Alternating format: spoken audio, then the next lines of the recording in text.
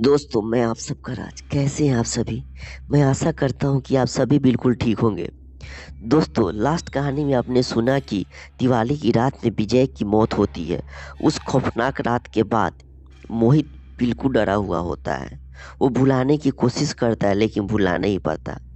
अब वो अपने फैमिली के साथ बिहार से मुंबई वापस आ जाता है, लेकिन मुंबई आने के बाद भी वो डरा हुआ होता है, घर से नहीं निकलता है। उसके दिल और दिमाग में बस वही दिवाली की खौफनाक रात घूमती रहती है। वह उदास रहता है। अचानक एक दिन मोहित मुझसे मिला। मैंने पूछा, क्या हाल है? काफी दिनों से दिखे नहीं मोहित। कैसा रहा बिहार का ट्रिप? और विजय कहाँ है? वो आजकल दिख भी नहीं रहा। और तुम दोनों का नंबर भी बंद है। क्या बात भाई, सब तो ठीक है ना? तब भी मोहित मुझसे लिपट कर रोने लगता है। उसने उस खौफनाक दिवाली की रात की सारी बात मुझे बताई। मुझे यकीन नहीं हो रहा था कि मैंने अपने एक दोस्त को खो दिया है। और फिर मैंने मोहित को उसको समझाने की कोशिश की और उसे लेकर उसके घर पे हम लोग गए। अंकल आंटी से बोला कि मोहित बहुत परेशान है, आप दोनों इसे कहीं गर्मी की छुट्टी में घुमा लाइए। मैंने उसे काफ़ी समझाया कि भाई, होनी को कोई टाल नहीं सकता है, जिसको जाना वह जाएगा। तुम टेंशन फ्री रहो, तुम टेंशन मत करो। मोहित को उदास देखकर उसके फैमिली वालों ने उसे बाहर घुमाने का प्लान किया। उन्होंने ऊटी शहर जाने का प्लान बनाया। उन्होंने वहाँ एक फार्म हाउस भी बुक कराया। फुल फैमिली कुछ ही दिनों में ऊटी ऊटी के लिए चल देते हैं। फार्म हाउस बहुत ही खूबसूरत थी। तीनों जंगल के रास्ते फार्म हाउस पहुँचते हैं। तभी अचानक उन्हें रास्ते में एक बुढ़िया दिखाई देती है। वह गाड़ी के पास आती है और रुकती है, बोलती है, सब मर जाएंगे, कोई नहीं बचेगा, सब मर जाएंगे। तभी ड्राइवर बोलता है, मालिक ये बुढ़िया पागल है, बगल के कस्बे में रहती है। फिर वे लोग फार्म हाउस पहुंचते हैं। लोगों को ड्रॉप करके ड्राइवर बोलता है, साहब हम कल 10 बजे आएंगे, आप लोग तैयार रहिएगा, कल हम लोग साइड सीन के लिए चलेंगे। तभी उस फार्म हाउस का नौकर रामू आता है। रामू उन लोगों के सामान को लेकर उनके कमरे में ले जाता है, कमरे दिखाता है। रामू उन लोगों को कमरे दिखाकर बोलता है कि साहब आप लोग फ्रेश हो जाइए, तब तक मैं रात के खाने का इंतजाम करता हूँ। मोहित काफ़ी खुश होता है कि उसका जो कमरा काफ़ी खूबसूरत था। उसके कमरे से बाहर की जो झील थी वो साफ दिखाई दे रही थी। वो विंडो खोलकर ताज़ी हवा का आनंद लेता है। लेकिन उसे क्या पता कि उसका यह आखिरी रात है। तब भी रामू आवाज़ देता है, साहब खाना तैयार है, आप लोग आ जाइए। वे लोग डिनर करते हैं, खूब सारी बातें होती है।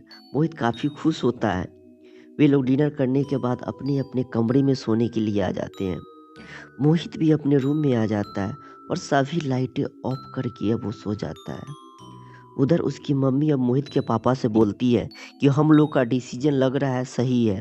मोहित काफ़ी खुश दिख रहा था। तभी उधर मोहित को एहसास होता है कि उसके बगल में कोई सोया हुआ है। वह तुरंत लाइट जलाकर देखता है, लेकिन वहाँ कोई नहीं होता। फिर उसे लगता है कि यह मेरा वहम होगा और फिर वो लाइट ऑफ करके सो जाता है। कुछ देर बाद उसकी ब्लैंकेट अचानक गायब हो जाती। कुछ देर बाद वो फिर सोने का कोशिश करता है, लेकिन उसे एहसास होता है कि कोई फिर उसके पास सोया हुआ है। इस बार वो बिल्कुल डरा हुआ होता है और टेबल लाइट ऑन करके करवट लेकर सो जाता है, लेकिन उसे नींद नहीं आती। तभी उसको ड्रेसिंग टेबल के शीशे में दिखाई देती है कि कोई चुड़ैल दीवार पे उल्टी तरफ से चल रही होती है। उसकी बालें बड़ी बड़ी थी, उसकी नाखून बड़े बड़े थे। यह देखकर मोहित चिल्लाने लगता है। तभी उसके मम्मी पापा मोहित की आवाज़ सुनकर दौड़ के आते हैं और मोहित दरवाज़ा खोलता है। वे लोग मोहित को समझाते हैं कि तुम्हारे अंदर अभी भी डर भरा हुआ है। ब्लैंकेट बेटा कहीं नहीं गया, ब्लैंकेट नीचे गिरा हुआ है। उस डर को तुमको निकालना पड़ेगा, यहाँ कोई नहीं है। बेटा तुम आराम से सो जाओ, कुछ मत सोचो। समझाने के बाद वे लोग फिर अपने कमरे में जाते हैं। मोहित ने लाइट जलाया और लेट गया। तब भी उसे लगा कि झील की लाइटें अचानक जल गई हैं। वह विंडो खोल कर देखने लगा। तभी अचानक उसे एक लड़की की तैरती हुई लाश दिखती है। अचानक वह लड़की की लाश खड़े होकर चलने लगती है और प्यारा मुस्कान देकर बाहर मोहित को बुलाने की कोशिश करती है। यह देखकर मोहित सुन सा रह जाता है और तुरंत खिड़की बंद कर देता है। कुछ देर बाद उस लड़की की गीत उसे सुनाई देती है। मोहित फिर खिड़की खोल कर देखता है। अब वह लड़की झील के किनारे बैठी होती है। उसकी लंबी लंबी बालें होती है।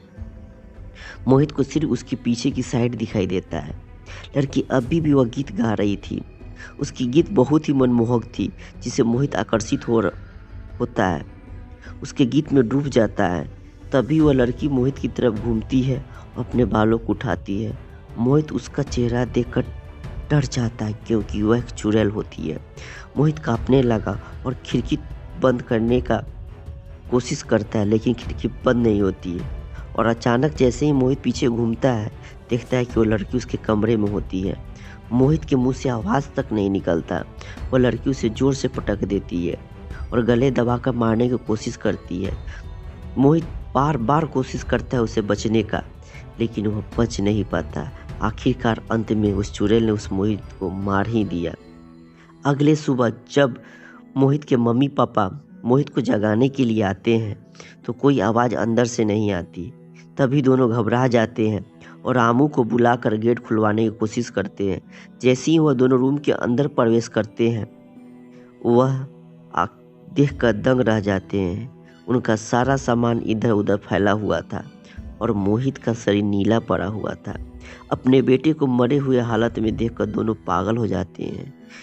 रामू भी शौक हो जाता है कि आखिरकार बंद कमरे में आया कौन, मोहित को मारा किसने। अगली कहानी में आपको पता चलेगा आखिर आगे क्या होता है। धन्यवाद दोस्तों।